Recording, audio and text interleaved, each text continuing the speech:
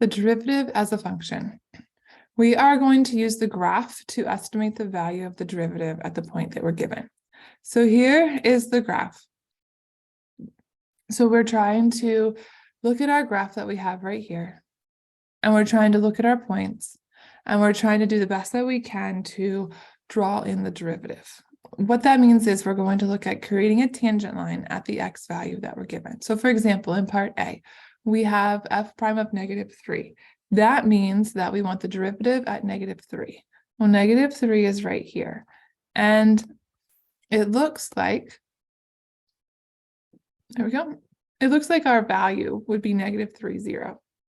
So that means we're trying the best that we can to draw a tangent line right here.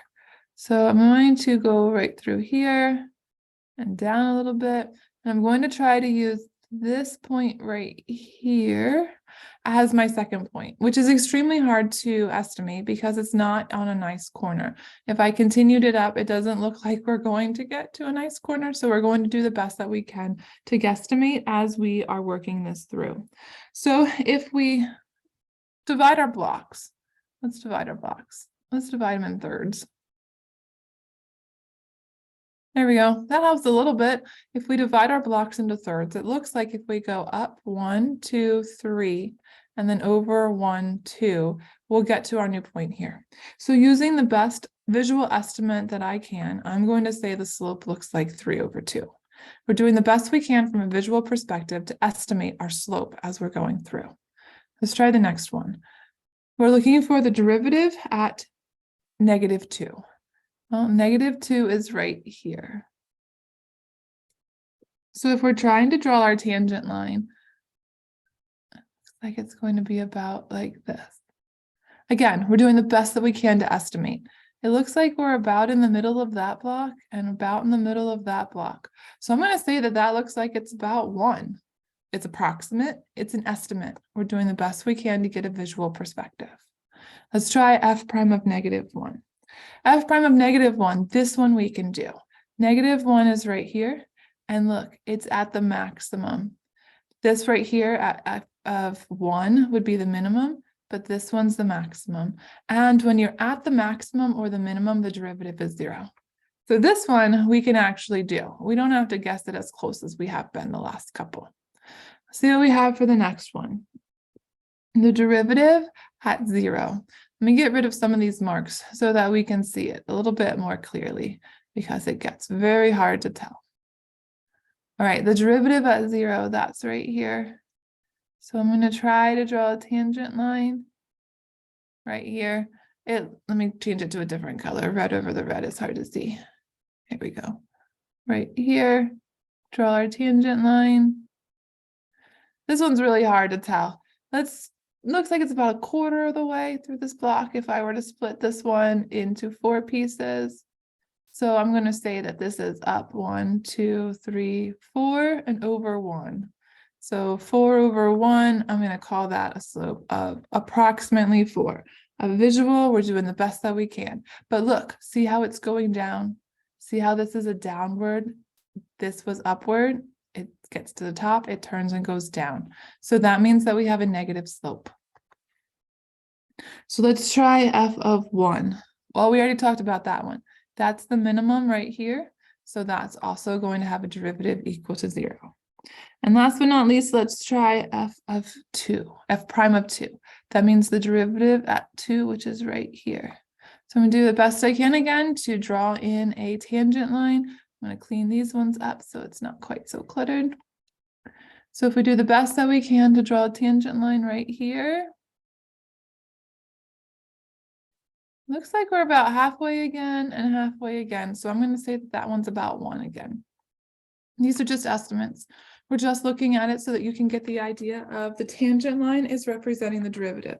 The tangent line is representing the derivative, and in these ones, we're doing the best that we can to get a visual approximation of what the slope of the tangent line would look like. Now, as we move on, there is a lot that the first derivative can tell us, and this is a chart that summarizes some of that information. So the first thing that it's telling us is if the graph is rising from left to right. So let's look at our graph that we had here. If our graph is rising from left to right, that means that the slope is greater than 0, which means it has a positive slope, which means the first derivative will be positive. So for example, rising from left to right, that would be this piece right here. And that would be this piece right here. These are rising from left to right. As you move across the graph from the left to the right, it is increasing on these intervals. So this is where you will have a positive slope. If it is falling from left to right, then that means that you have a negative slope. And that means that it is decreasing like this. And that's what we saw with this one right here. It was decreasing. And that means you have a negative derivative. The max and the min are called the extrema. We'll talk more about those later. But when you have a max or a min, that means that the slope is equal to 0. And that's what we saw with E and C when we were looking at the max and we were looking at the min. An inflection point. This is something we'll talk more about later, but just to give you a heads up and a brief intro to what it is. When you are looking at an inflection point, something called the concavity changes. The concavity has to do with the second derivative, and we'll talk more about that later. I'm just putting it here so that you have it as a preview. Concave up looks like a happy face. Concave down looks like a frowny face. Concave up means that you have a negative first derivative that changes to a positive first derivative, and look, it makes like a minimum here. Sometimes when you put them together, sometimes it's just going for a piece, but concave up would look like this one right here. And then concave down is the other way. Concave down is where you have a positive slope and then you have a negative slope, and concave down would look like this piece right here. For a concave up function, you will have a second derivative that is positive. And for a concave down function, you'll have a second derivative that is negative. We'll talk more about all of these later. This is just a chart to give you a little bit of a preview so you can get some ideas as we are beginning to look at how the derivatives are related to the curves. So let's look more at how a derivative is related to a curve.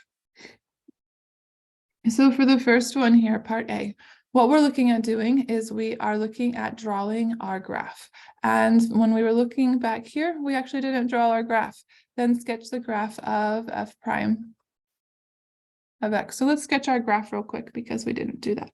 So if we want to sketch our graph, what that means is we are putting in our slopes of our tangents as we go through. So when we were looking at -3, the slope of our tangent, we had that one as 3/2. So let's put our dot right here at 3/2. Again, we did the best that we could. It wasn't perfect. We tried really hard. We did the best that we could. At -2, our first derivative was 1. So let's put our dot right there. And at 0, at -1, our first derivative was 0. At 0, we had -4. Whoops, that runs off my graph. I'll just extend it. Here we go. At 1, we had 0. And at 2, we had 1.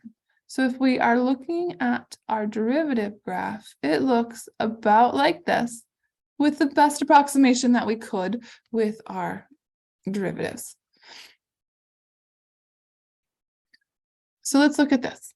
If we are trying to figure out our graph, what we're trying to look at is what does the slope of the tangent line look like at each point. Now notice something. Notice as we look across the x and y axes, we don't have any values. So we're just doing the best we can to approximate and get a general idea. We don't have any values, so it's not going to be exact. It's not going to be perfect, and that's okay.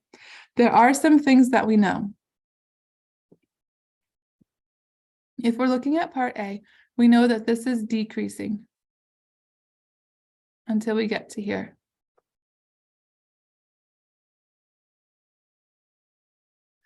Then it changes to increasing, and then it changes to decreasing again. If it is decreasing, that means that our derivative, so these are going to be our derivative graphs down here. That means that our derivative is going to be less than 0. Remember from our table up here? If it is falling, the derivative is going to be negative, which means our derivative is less than 0. So if our derivative is less than 0, that means until we get to here, the graph is going to be below the x-axis. When we get to our max and our min, so here's our max right here, here's our min, we know it's going to be 0 because the derivative at the max and min is 0. So what we figured out so far is that we are decreasing into, so that means that it was negative. So that means the derivative is going to be less than 0 like this and like this. And then in the middle, right here, it is increasing. Well, from our table, we saw that when the derivative is positive, when it is rising, when it is increasing, the slope is greater than 0. That means that the derivative is positive, which means it's above the x-axis. So that's going to look like this. Again, it's a rough estimate. We're looking at as best as we can, what does this look like? And we're putting it together as a sketch. So this part is increasing, which means that it has a positive slope. Let's try part B. Now part B, these are straight lines. It's not a curve this time. It's a straight line leading in, a straight line, and then a straight line. So what happens is this is a sharp point right here and a sharp point right here. So we're going to add the first thing to our list down here. Functions are not differentiable at sharp points.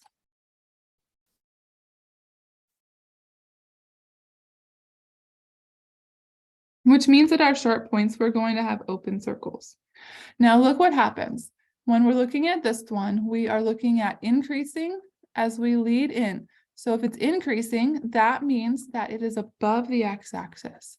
It's going to start decreasing and then it's going to increase again. So if it's increasing, it's above the x-axis. If it is decreasing, that means that it is below the x-axis. Now we don't really have a max and a min this time because we have our sharp points. So that means that the derivative is not defined there, which means that we use an open circle. So I'm going to estimate this to be right about here and right about here if I try to line them up. And as we come in to this first sharp point here, it is increasing. That means the slope is positive. That means it's greater than 0. Let me switch my colors for my color coding. There we go. And then as we finish over here, this red piece is increasing again. As you read from left to right, the slope is positive, it's increasing. So it's above the x-axis. But in the middle between them, it is decreasing. Decreasing means that it's below the axis. So I need to pick up where I left off with those circles because I need to indicate that between them, it is below the x-axis. There we go, because it is decreasing. All right, let's try again. Let's look at part C. Well, if we look at part C, this one is decreasing here. And then it switches and it is increasing here. So if it's decreasing, that means it's below the axis. And then if it's increasing, that means it's above the axis. Well, if it's switching from below the axis to above the axis, then that means this needs to have a dot right here. See right here, it's at 0, and 0 is where it switches from decreasing, switches to increasing. See that decreasing right here, it switches and it begins to increase. So that means it was decreasing. So that means that it's below the x-axis, leading us in, and it is above the x-axis, leading us out. Now I put this little bump in here and I put the little bump in here because it looks like the rate of increase is changing. It looks like it's increasing faster and then slowing off. So that's why I made the little bubble. But again, we're doing the best that we can with our estimates based on the graphs that we're given. Let's try the last one. For the last one, we have a maximum and a maximum and a minimum. That means that we're going to have 3 places where the derivative is going to be 0. As we are leading into this first maximum right here, we are increasing. As we go from left to right, we are increasing. That means that our graph is above the x-axis leading in to that first maximum. Then we are decreasing down to this minimum. That means that our graph drops below the x-axis for this piece here. Then it switches to increasing again. So that means we're back up above the x-axis. but then it switches to decreasing. Again, we're looking at the slopes, decreasing again. So we fall back below the x-axis. So that is our graph as best as we can with the estimates to translate from our original function, which we'll say was f of x, to our derivative, which is f prime of x. Now we started making a list down here. Functions are not differentiable at sharp points. That was the first one that we had. An example of a sharp point would be like the absolute value of x. If you draw that graph, it looks like a V. This would be a sharp point, and it is not differentiable there. You have a sharp point, you do not have a derivative. And the reason is, if you could imagine trying to draw a tangent line teetering here, we can't follow the slope of both sides at the same time. And when we're drawing a tangent line, we have to follow the slope of the curve. So that's why. And then another area is if you have a point of discontinuity.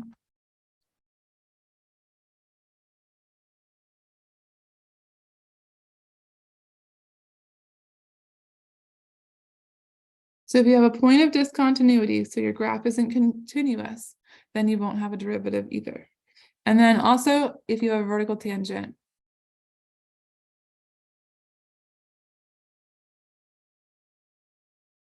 So a vertical tangent, that would be something like, let me draw up here for you.